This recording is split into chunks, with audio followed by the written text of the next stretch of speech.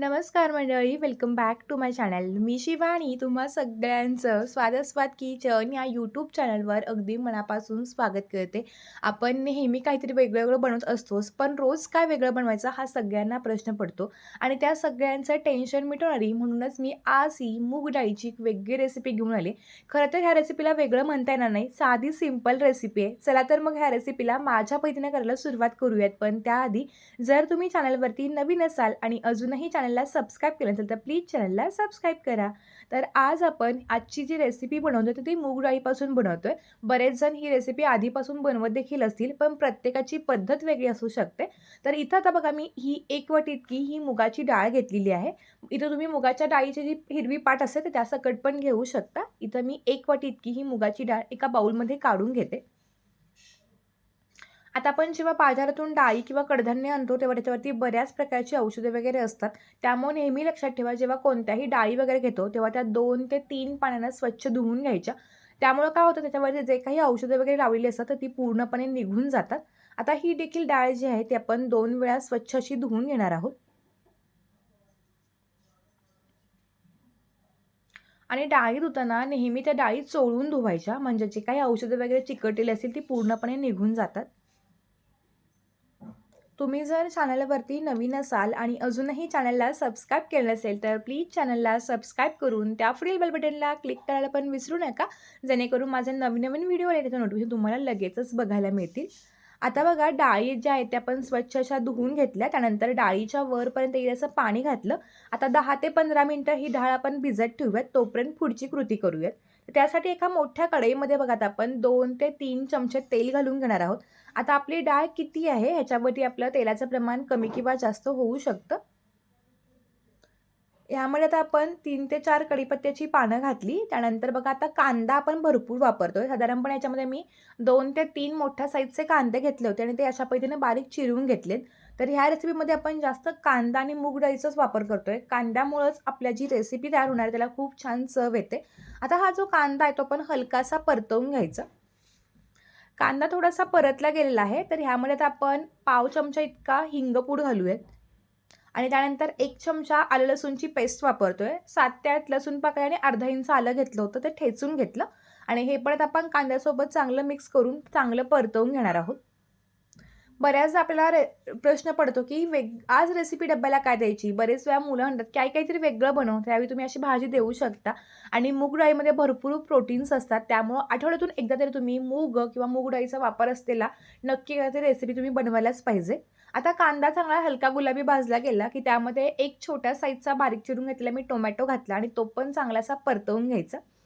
टोमॅटोला थोडासा कच्चेपणा आणि आंबटपणा असतो. त्यामुळं टोमॅटो नेहमी लक्षात ठेवा, जेव्हा कोणत्याही रेसिपीमध्ये आपण वापरतो, तेव्हा तो चांगलासा भाजून घ्यायचा. त्याचा कच्चेपणा आणि आंबटपणा गेला, की भाजीला असा आंबूस वास येत नाही. त्यामुळे टोमॅटो चांगला भाजून घ्यायचा. आता बघा टोमॅटो पण चांगलासा भाजला गेलाय, थोडा मॅश होतोय. आता गॅस बारीक करूयात आणि मसाले घालूयात. पाव चमचा मी हळदपूड घातली. आता 2 ते 3 चमचे माझ्याकडे चमचा छोटा आहे त्यामुळे 2 ते 3 चमचे मी कांदा लसूण चटणी वापरले. आता ही कोल्हापुरी चटणी आहे. तुमच्या घरी जी असेल ती तुम्ही वापरू शकता. त्यानंतर 1 छोटा चमचा मी गरम मसाला घातलाय. आता हे सगळे मसाले आपण ह्या कांदा आणि टोमॅटोसोबत चांगले मिक्स करून घ्यायचे. कांदा लसूण चटणी वापरली ना दुसरा कोणताच मसाला लागत नाही. कारण तो मसाला बनवताना आपण बरेच वेगवेगळे मसाले घातलेले असतात. त्यामुळे त्याची चवच खूप छान लागते. मी नेहमी जेव्हा घरी भाज्या बनवते तेव्हा फक्त कांदा लसूण चटणीचा वापर करते. त्याव्यतिरिक्त मी कोणतेही मसाले वापरत नाही. त्यामुळे चव खूप छान लागते. कमी मसाल्यामध्ये पण भाजी अगदी चविष्ट बनते. आता हे सगळं बघा चांगलं परतलं गेलंय. मसाले वगैरे सगळे चांगलेसे मिक्स झाले, की ह्यामध्ये आपण जी डाळ भिजवत ठेवली होती, ती पाण्यासकट आपण ह्याच्यामध्ये ओतून घेणार आहोत. डाळ स्वच्छ धुतल्यामुळं जे काही वरचं पाणी आहे ते देखील चांगलं असतं. त्यामुळे ते पाणी न फेकून देता ते पण आपण ह्यामध्ये वापरतोय. आता हे सगळं चांगलंसं मिक्स करून घ्यायचं. तर आज आपण मूग डाळीपासून डाळ कांदा बनवतोय. आपण बऱ्याच वेगवेगळ्या कडधान्यापासून डाळ कांद्याची रेसिपी बनवत असतो. मूग डाळीची मला तर प्रचंड आवडते. त्याची चवच खूप छान लागते. थोडंसं पाणी कमी वाटत होतं म्हणून त्यामध्ये मी पुन्हा थोडंसं पाणी घातलं. तर हे छान असं मिक्स करून घ्यायचं. आता डाळ जशी शिजवेल तसं पाणी थोडं कमी होतं. भाजी खूप पातळ नाही बनवायची. डाळ कांदा बनवतो ना तेव्हा भाजी पातळ असेल ना तर ती आमटी लागते. त्यामुळे नेहमी लक्षात ठेवा डाळ कांदा थोडासा कोरडाच ठेवायचा. आता त्यामध्ये चवीनुसार मी मीठ घातलं आणि सगळं चांगलं असं मी मिक्स करून घेतलं. आता गॅस मध्यम करून ह्याला एक चांगली दणकून उकळी काढून घ्यायची. आता बघा हलकी अशी उकळी यायला सुरुवात झालेली आहे. अशी उकळी यायला सुरुवात झाली ना की काय होतं आपण पुन्हा छान तळातून हे मिक्स करून घ्यायचं, जेणेकरून तळाशी काही लागत नाही.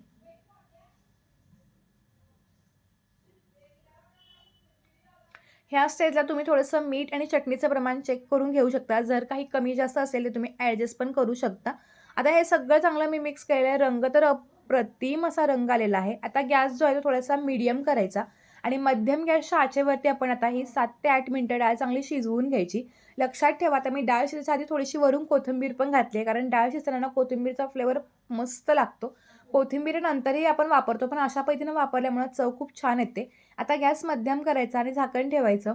डाळ आपण आधी भिजवून घेतली होती, त्यामुळे ती फारसा वेळ लागत नाही आणि मूग डाळ ही लवकर शिजते. त्यामुळे तुम्ही आयत्या वेळी पण ही डाळ नक्कीच बनवू शकता. ह्या डाळीला अजिबात आपल्याला जास्त वेळ भिजवून वगैरे ठेवावं लागत नाही. अगदी अगदी तुम्ही पटकन डाळ भिजवून लगेच ही रेसिपी करायला घेऊ शकता. आता बघा 4 ते 5 मिनिटानंतर मी झाकण काढलंय. थोडंसं पाणी अजून शिल्लक आहे आणि डाळ पण थोडीशी एका दाण्यावरती अजून कच्ची वाटते. त्यामुळे मी पुन्हा छान मिक्स केलं, गॅस बारीक केला आणि झाकण ठेवून पुन्हा आपण 3 ते 4 मिनिटांची वाट बघूयात.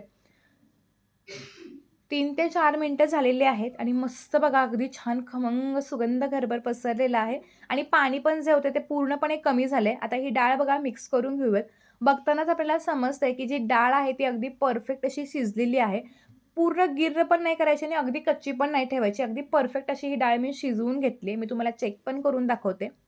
तर अगदी मस्तपैकी अशी आपली ही मूग डाळीची डाळ कांद्याची रेसिपी मस्तपैकी तयार झालेली आहे. तुम्ही ही गरमागरम रेसिपी जी आहे ती भाकरी, चपाती, रोटी, नान, परोठा किंवा भात कशासोबतही खाऊ शकता. जर तुम्हाला थोडीशी पातळसर हवी असेल, तुम्ही थोडंसं पाणी टाकून थोडीशी पातळसर अशी करू शकता. पण मला जो डाळ कांदा तो डब्यासाठी करत होता, त्यामुळे मी थोडासा घट्टसर केला, जेणेकरून डब्यातून तो बाहेर येऊ नये म्हणून. मस्त असा हा डाळ कांदा नक्की तुम्ही करून बघा आणि जर तुम्ही कोणत्या वेगळ्या पद्धतीनं ही रेसिपी करत असाल, तर नक्की मला कमेंट करून सांगायला पण विसरू नका. चला, आणि आजची जी रेसिपी आहे, हा व्हिडिओ तुम्ही कोणत्या गावातून आणि कोणत्या शहरातून बघता ते पण मला कमेंट करून सांगायला विसरू नका. आजची तुम्हाला ही रेसिपी मला खात्री आहे तुम्हाला नक्कीच आवडेल. रेसिपी आवडली असेल तर व्हिडिओला लाईक करून छान कमेंट्स करायला विसरू नका. चला तर मग भेटूत एका नवीन आणि इंटरेस्टिंग व्हिडिओसोबत. तोपर्यंत मस्त राहा, खात राहा. धन्यवाद. Bye bye.